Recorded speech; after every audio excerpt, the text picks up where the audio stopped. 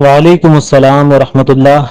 آپ نے کہا کہ ہم خود کو اہل سنت بھی تو کہہ سکتے ہیں، پھر آپ لوگ بریلوی بریلوی ہی کیوں کرتے ہیں؟ اچھا جی، دیکھیں، آج نسبت بریلوی سے اگر چشتی علل اعلان کہیں کہ ہم یہ نہیں ہیں، حقیقت میں یہ پہچان تو عقائد اہل سنت کی وجہ سے بنی۔ کل کو قادری یہ کہیں گے کہ ہم چشتی نہیں ہیں، سہروردی کہیں گے کہ ہم نقش بندی نہیں ہیں۔ در حقیقت آج کے دور میں جو بریلوی کہلانے سے چڑھتے ہیں، انہیں مسئلہ لفظ بریلوی سے نہیں، عقائد و نظریات تاجدار بریلی سے ہے۔ وگرنہ حضور شیخ الاسلام خواجہ قمر الدین سیالوی غریب نواز رضی اللہ تعالیٰ عنہ نے بھی عقائد کے معاملے میں فرمایا تھا کہ اعلی حضرت امام اہل سنت احمد رضا خان قادری محدث بریلی رضی اللہ تعالیٰ عنہ مشائخ چشت کے عقائد پر ہیں۔ تو انکار بریلیویت والے یہ کہیں کہ ہمارے عقائد و نظریات وہی تاجدار بریلی والے ہیں، تو کسی کو کوئی تشویش نہیں ہوگی۔ تشویش تو تب ہوتی ہے جب کہتے ہیں کہ ہم بریلوی بھی نہیں، جو اس دور میں پاک و ہند میں حق کی پہچان ہے، اور نہ ہی دیوبندی ہیں، جو نجد و ابلیس کے نظریات کے حامی و پیروکار ہیں۔ حالانکہ حضرت اعلی پیر مہر علی شاہ چشتی گولروی رضی اللہ تعالیٰ عنہ کے شہزادے، یہی گولڈا شریف کے پہلے اور حقیقی سجادہ نشین سیدی محی الدین بابو جی سرکار رضی اللہ تعالیٰ عنہ سے جب گورنمنٹ کی جانب سے پوچھا گیا کہ آپ کون سے مسلک پر ہیں، تو فرمایا اہل سنت و جماعت۔ عرض کی گئی بریلوی یا دیوبندی ایک کہلانا ضروری ہے گولڈا شریف والوں کے لیے، کیونکہ دیوبندی بھی خود کو اہل سنت و جماعت سے کہتے ہیں اور بریلوی بھی، تو یہ تخصیص ضروری ہے۔ تو حضرت نے فرمایا کہ ہم عاشقان رسول صلی اللہ تعالیٰ علیہ وسلم ہیں، گستاخان رسول صلی اللہ تعالیٰ علیہ وآلہ وسلم نہیں، لہذا ہم بریلوی ہیں۔ اب بڑے عقائد و نظریات تاجدار بریلی کی محافظت میں بریلوی کہلواتے تھے، لیکن وارثان مشائخ چشت کیوں اس سے چڑھتے جا رہے ہیں، اللہ جانے اور اللہ کے رسول جانے۔ اب رہی یہ بات کہ ہم بریلوی بولنا چھوڑ کر صرف خود کو مسلمان یا اہل سنت بولیں، تو دیکھیں اکابر اور عمائد علماء کی آنکھوں کی ٹھنڈک، زمانے کی برکت، زمانے کی ضرورت، آفتاب معرفت، محمود سیرت، اسلام کی سعادت، دریائے بلند ہمت، علم و فضل کے دائرہ کا مرکز، اپنے زمانے اور اگلے وقتوں کے زر، نور کے اونچے ستون والے، صاف ستھرے نہایت کرم والے، اللہ کے عطا کردہ اور سیراب ذہن والے، بلند معنوں باریک فہموں والے، فخروں اور منقبتوں والے، علم کے کشادہ کرنے والے، علوم کے ظاہر و باطن کو کھولنے والے، طاقتور قلم اور زبان والے، دین کے نشان و ستون، فاضلوں کے مایہ افتخار،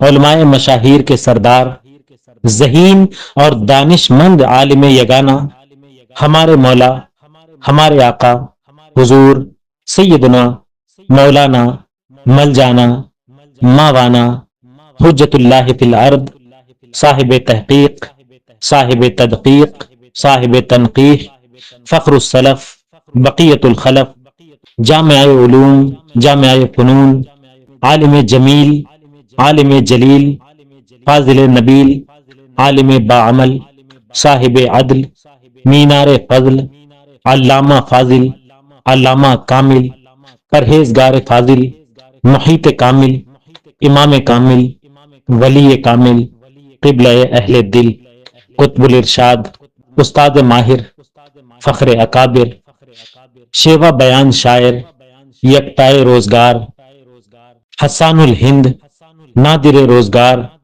خلاصہ لیل و نہار، دریائے ذخار، محدث کبیر، محدث اعظم، محدث عصر، فقیہ دہر، چشم و چراغ خاندان برکاتیہ، امام الائمہ، نور یقین، شیخ الاسلام والمسلمین، امام العاشقین، استاد معظم، مجدد اعظم، شاہ ملک سخن، عظیم العلم، اعلی حضرت امام اہل سنت، ولی نعمت، عظیم البرکت، عظیم المرتبت، کنز الکرامت، جبل استقامت، صاحب رشد و ہدایت، پروانہ شمع رسالت، مجدد دین و ملت، حامی سنت، ماحی بدعت، قاطع نجدیت، عالم شریعت، پیر طریقت، رہبر شریعت، باعث خیر و برکت، معید ملت طاہرہ، مجدد ملت حاضرہ و ماضیہ،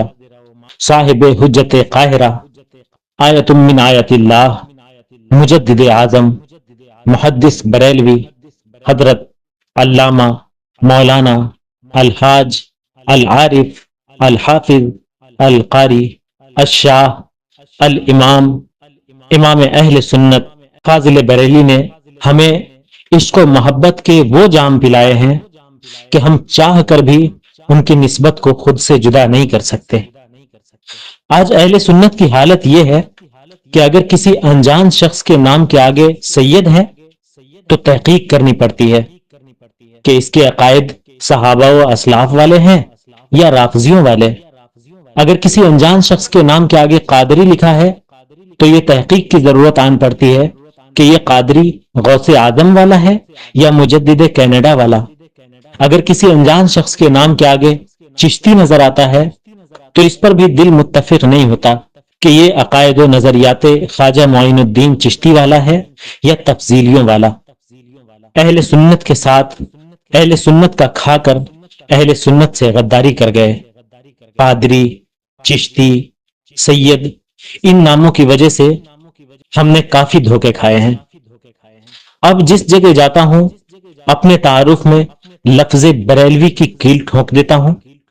اگر اپنا ہوا تو چہرہ خوش، اگر نہ ہوا تو حقیقت سامنے۔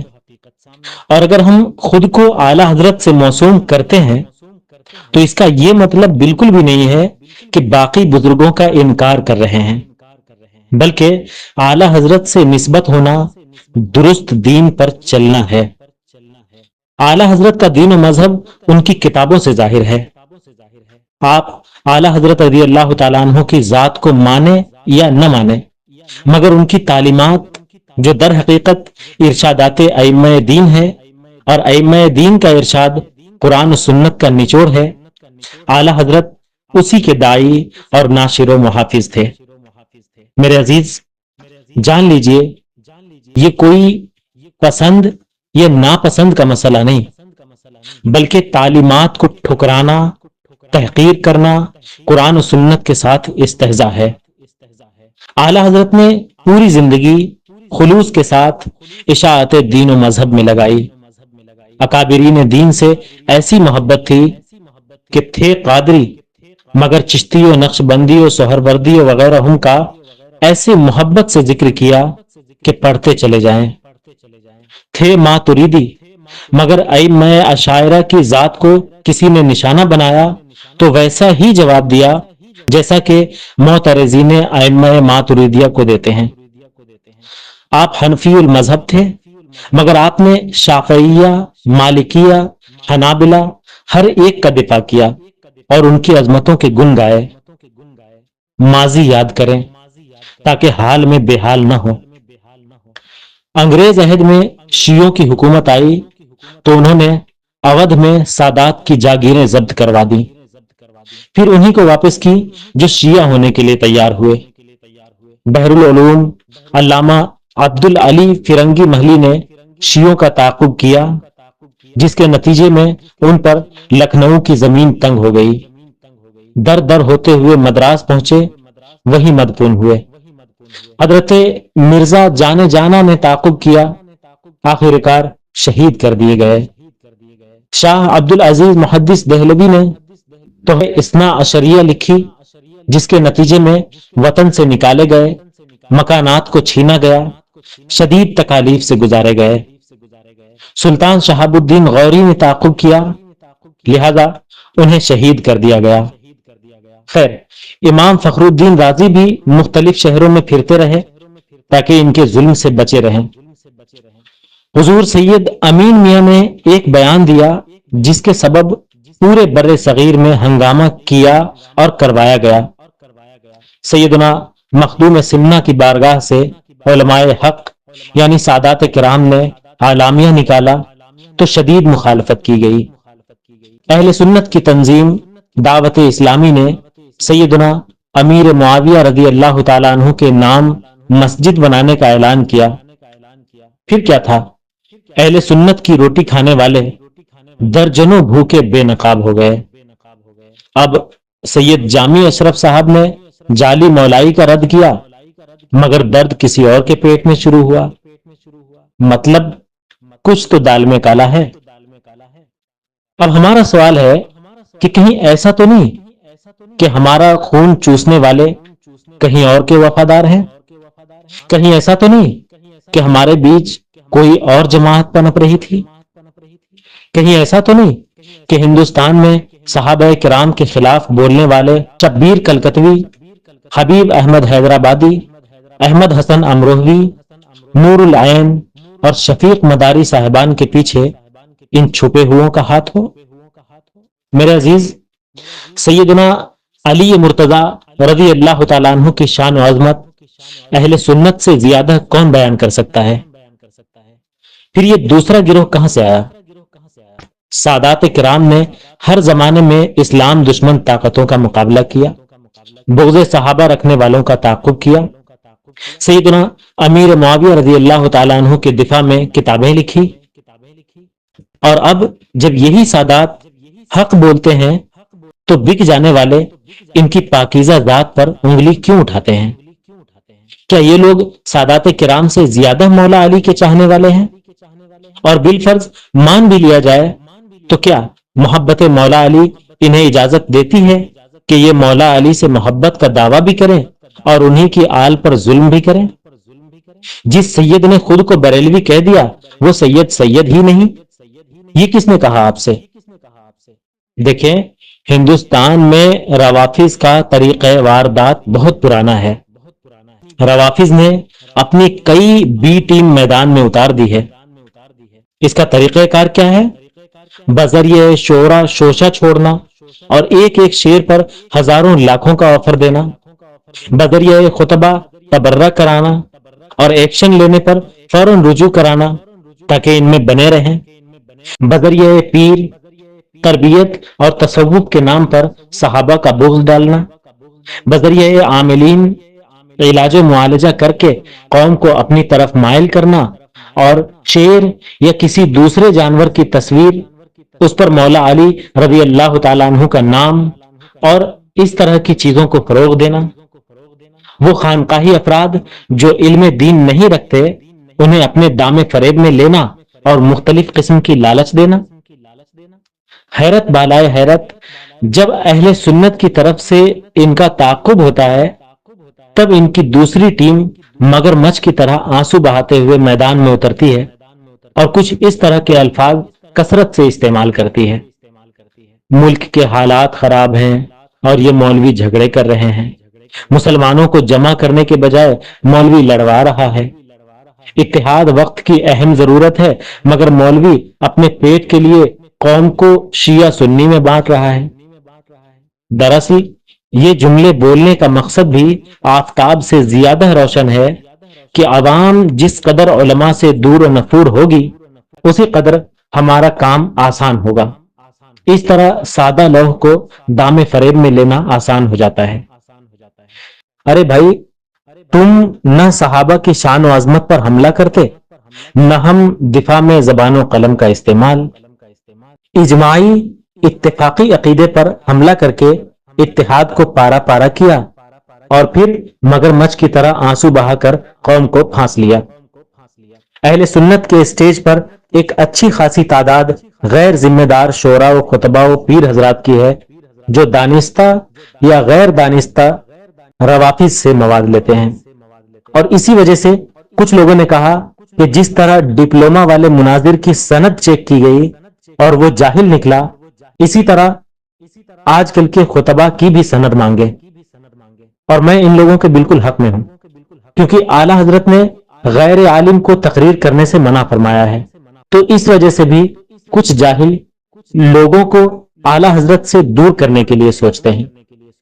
لفظ بریلوی سے چڑ کھانے والے حقیقتاً امام اہل سنت سے چڑ کھانے والے ہیں. اب سیدھا سیدھا تو یہ بول نہیں سکتے، تو اپنی نجی محفلوں اور تقریروں میں اپنی نسبت پر ساڑ پھونک دیتے ہیں تاکہ عوام اہل سنت امام اہل سنت سے کٹ کر ان رکز کے ماروں سے وابستہ ہو جائے. ظاہری بات ہے امام اہل سنت سے وابستہ رہیں گے تو عقائد و نظریات اور اصول اہل سنت کی پابندی کرنی ہوگی، مگر یہ میرا جسم میری مرضی والی عورتوں کی طرح آزادی چاہتے ہیں کہ جب چاہے رکز کے دسترخوان پر بیٹھ جائیں، جو جی چاہے چن لیں، کھا پی لیں، ہضم کر لیں یا اگل دیں، اور انہیں کوئی پوچھنے والا نہ ہو. ایسا نہیں ہو سکتا. آپ نے جو کہا کہ آپ لوگ بریلوی بریلوی ہی کیوں کرتے ہیں، تو بریلوی اصطلاح ہے کیا؟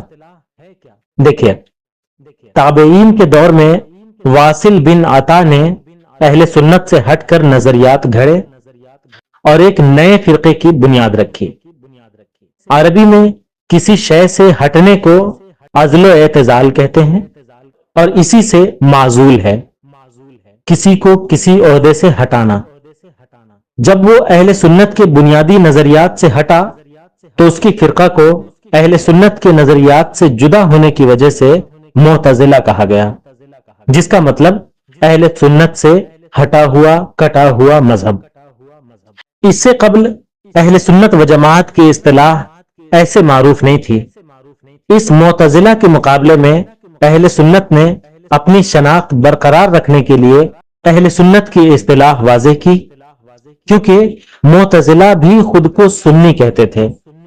تو اس تفریق کے لیے کون سا مذہب حق اور کون سا باطل ہے، ایک فاصل اہل سنت اصطلاح رکھی گئی، اور مد مقابل باطل فرقہ کو معتزلہ سے موسوم کیا گیا، اور بعد کے علماء مشائخ اسی اصطلاح سے خود موصوف کرتے رہے. وقت گزرتا گیا. ہندوستان میں شاہ اسماعیل دہلوی نے بانی نجد عبد الوہاب نجدی کے بیٹے محمد بن عبد الوہاب نجدی کی کتاب التوحید کا ترجمہ تقویت الایمان سے کیا، جس میں 1400 سالہ اہل سنت کے نظریات کو شرک و بدعت سے تعبیر کیا گیا. اس کی اور کڑیاں صراط مستقیم وغیرہ ہیں. ہندوستان میں اس شورش کی آگ بھڑک اٹھی اور گھر گھر جھگڑے ہونے لگے. ہند فرقہ واریت کی لپیٹ میں آ گیا. ان شاہ اسماعیل دہلوی کے ماننے والوں سے دو شاخیں چلیں. پہلی دیوبندی، جنہوں نے راہ تو تقلید کی اختیار کی مگر نظریات میں شاہ اسماعیل دہلوی کو فالو کیا، اور دوسری غیر مقلد اہل حدیث. انہوں نے دیوبند کے الٹ کیا، تقلید کا راستہ چھوڑ دیا مگر نظریات میں شاہ اسماعیل دہلوی کو فالو کیا. آپ آج غور کریں، آپ کو دیوبندی اور اہل حدیث مکتبہ فکر میں اختلاف صرف تقلید کا ملے گا، بقیہ ان کے 90% نظریات ایک جیسے ہیں، اور دونوں شاہ اسماعیل دہلوی کو اپنا پیشوا مانتے ہیں. اگر آپ دیوبندی اور وہابی کو الگ سمجھتے ہیں تو ابھی کچھ دنوں پہلے جوکر نالائق پاکستان گیا تھا، آپ نے دیکھا نہیں؟ دیوبندی اور وہابی دونوں اس کے استقبال کے لیے آ گئے تھے. تو یہ دونوں حقیقت میں ایک ہی ہیں. ان لوگوں کے علاوہ بھی بہت سے لوگ گئے تھے جن کا عقیدہ ڈھلمل ہے، ٹھیک ہے نا؟ تو اب یقین کی تو 3 صورتیں ہم نے سنی تھی، علم الیقین، عین الیقین، حق الیقین. اب انہوں نے چوتھا ایک سسٹم کر دیا، ڈھلمل یقین. اب چوتھے قسم کے لوگ، کوئی شیعہ بھی جا کر بیٹھا ہوا تھا اور بھی دوسری جماعت سے، خیر ہمیں ان سے کیا کرنا. تو یہ سب ایک ہی ہیں. اس شورش کے بعد صورتحال پھر وہی معتزلہ والی بن گئی. انہوں نے خود کو اہل سنت سے تعبیر کیا.